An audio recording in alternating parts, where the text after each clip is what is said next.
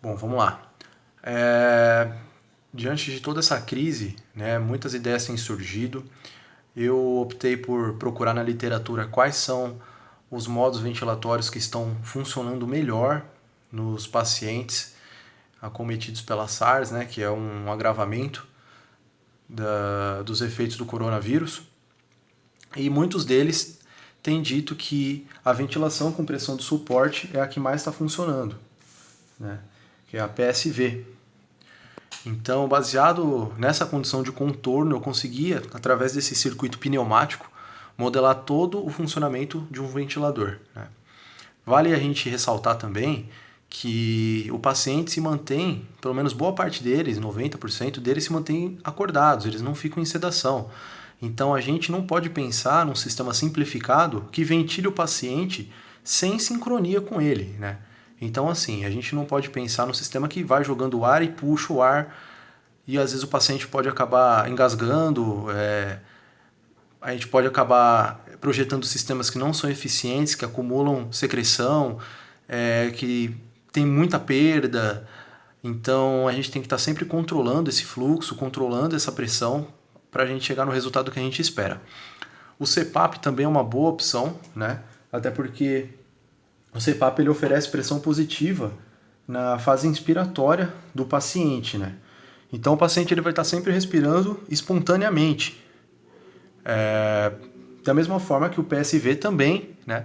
Ele pode ser espontâneo e pode ser assistido, né? Então assim, o ventilador ele vai monitorar o esforço que o paciente vai fazer e quando o paciente superar um limite de pressão ou de fluxo estabelecido, vai ocorrer o ciclo respiratório, né? Que é a fase inspiratória e expiratória.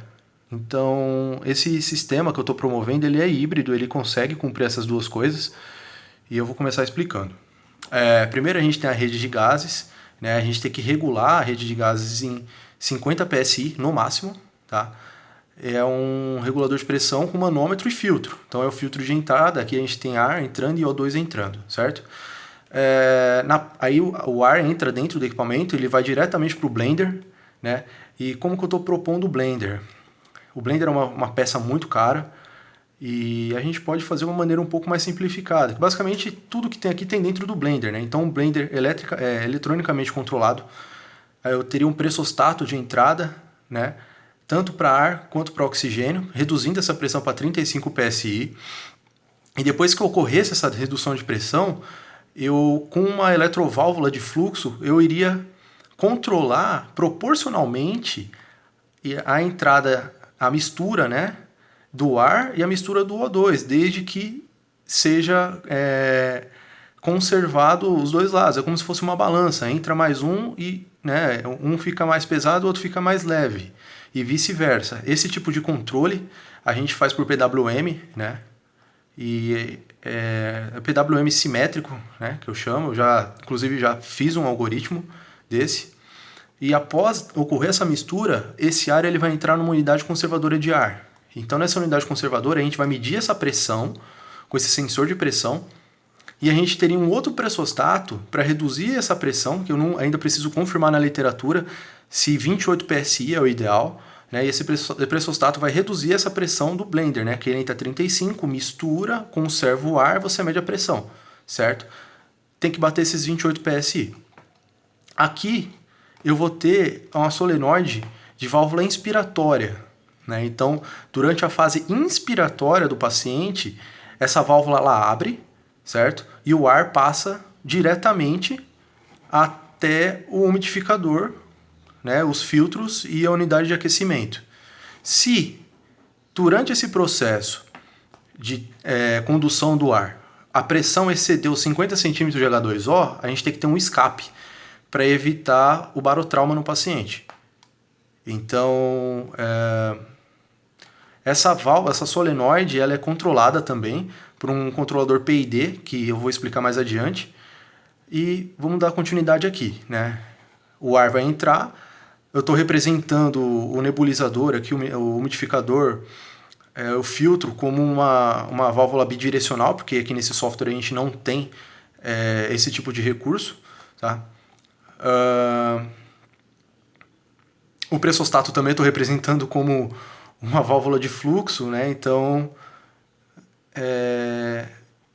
eu também não tenho esse tipo de recurso nesse software, tá? Então quando o ar ele vem, ele vai passar para cá, né? Ele vai sair dos filtros, que ele tem que ser filtrado antes de entrar no paciente, e quando ele sair, para ir direto para o paciente, ele tem que passar por dois sensores de estado.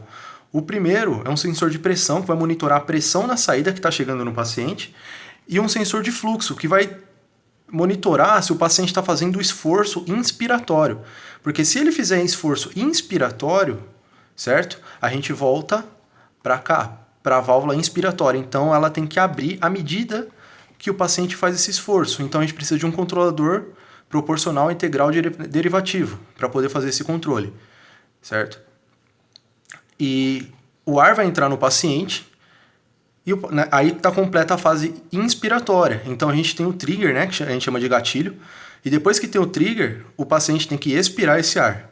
Quando ele expira, um sensor vai monitorar essa fase expiratória do paciente, né, e ele vai enviar os dados para a solenoide da válvula expiratória. Então também é controlada. À medida que passou um certo fluxo de ar aqui, a válvula expiratória abre e o ar ele é liberado.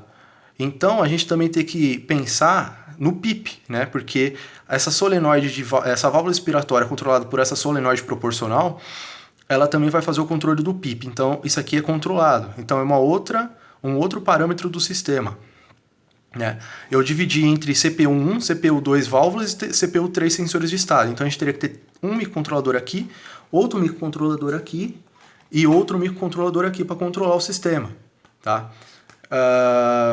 E esses 3 microcontroladores, pode ser de 8 bits, né? Pode ser um ATmega, um Arduino, um PIC, um ARM, né?